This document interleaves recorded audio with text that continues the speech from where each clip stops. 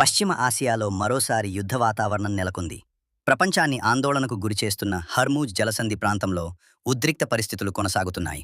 తాజా సమాచారం ప్రకారం హర్మూజ్ జలసంధి సమీపంలోని ఇరాన్ సైనిక స్థావరాలపై అమెరికా దళాలు భారీ దాడులు నిర్వహించినట్లు అంతర్జాతీయ మీడియా కథనాలు వెల్లడిస్తున్నాయి.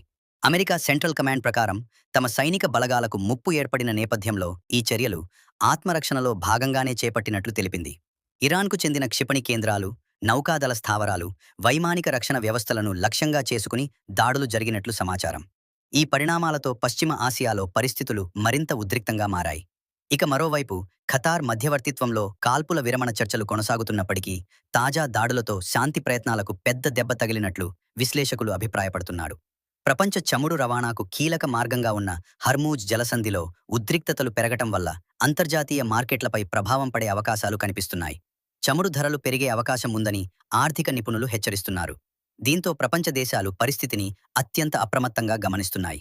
ఇరాన్, అమెరికా మధ్య తాజా పరిణామాలు ఎటు దారితీస్తాయన్నది ఇప్పుడు ప్రపంచవ్యాప్తంగా చర్చనీయాంశంగా మారింది. ఇలాంటి తాజా అంతర్జాతీయ వార్తల కోసం మా ఛానల్ను సబ్స్క్రైబ్ చేయండి. వీడియో నచ్చితే లైక్ చేయండి, షేర్ చేయండి. ధన్యవాదాలు.